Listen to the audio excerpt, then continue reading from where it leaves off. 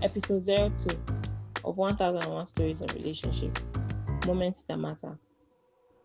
Yusuf was on his way to the school library when he saw Ralia and her friends standing together. He slowed his pace, his eyes drawn toward them, watching them joke and laugh. None of them noticed him or even looked in his direction as he walked past. Eventually, he turned his gaze away and continued toward the library. Suddenly, he heard someone call his name loudly from behind. Yusuf, wait! He turned and saw his friend Anton hurrying toward him. Yusuf stopped and waited for him to catch up. Anton, Yusuf said with a faint smile, at least someone noticed me today. I thought I was invincible. What do you mean? Anton asked, confused. It's nothing, Yusuf replied quickly, brushing it off as the boys continued walking side by side. Anton nudged him playfully. I saw you staring at those girls, so tell me, who do you like among them? Yusuf simply shook his head, choosing not to answer, and changed the topic, asking Anton about his studies. Anton let it go and started talking about the topic they had agreed to study. The next day, Yusuf and Anton planned to go to the library again. As they walked deep in conversation, Ralia suddenly walked past them, graceful, quick, and silent. Anton leaned closer and whispered, I heard Ralia turned down Hussein when he asked her out. I'm not surprised, Yusuf said immediately. She thinks she's better than everyone. She turns everyone down. She's not even that beautiful. Anton stopped, walking for a moment, surprised. Did she also turn you down? By then, Ralia had already disappeared from sight. Yusuf continued casually. No, of course not. I've never asked her out. Then how do you know she thinks she's better than everyone? Anton asked. Yusuf shrugged.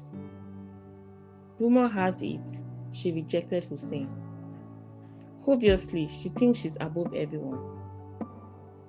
Anton shook his head. No, Yusuf. Rejecting someone doesn't mean she thinks she's above anyone.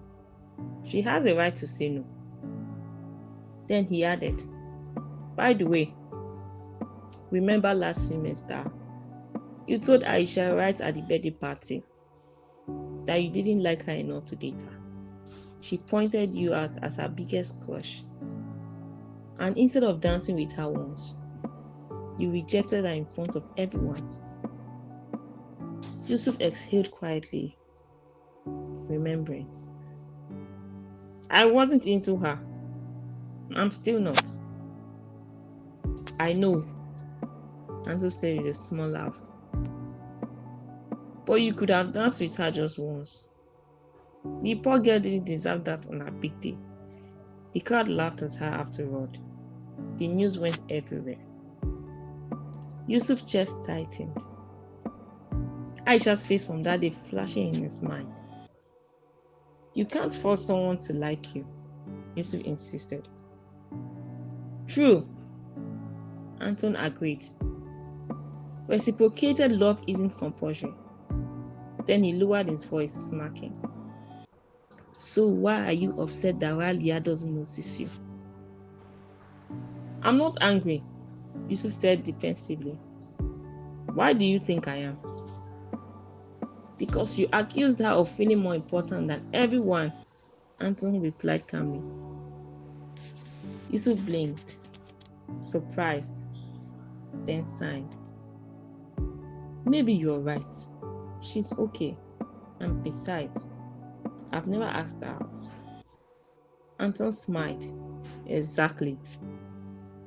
Can we go into the library now? And focus, Yusuf asked. Anton chuckled and nodded. Together they entered the library. Later that day, after their studies section, the boys parted ways and headed to their hostels.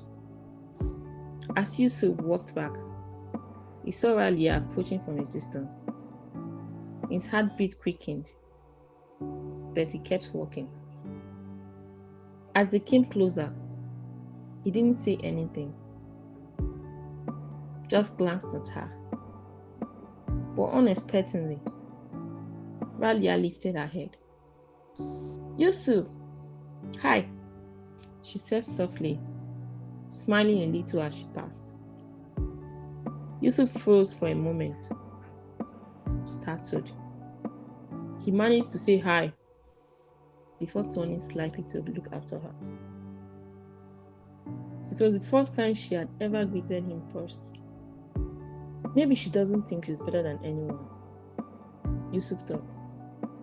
She's just another person, with her own choices, just like me. Yusuf frowned as the realization settled in. So why do I get upset when she only says hi back to me? Anton had been right all along. A wave of guilt washed over Yusuf as he remembered Aisha. He sighed deeply. Truly, it wouldn't have been a big deal to turn Aisha down privately. I didn't have to embarrass her. She even seems to avoid me now, Yusuf muttered. She pretends not to see me when I try to say hi. She's really upset. I have to apologize to her.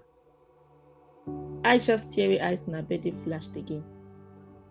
When he reached his hostel door, he paused, letting out a long, thoughtful breath. It has happened, he whispered. But what matters next is what comes. With that, Yusuf entered his room, quietly, determined to treat people more kindly, and promising himself he would apologize to Aisha when he got the chance. Because everyone deserved kindness.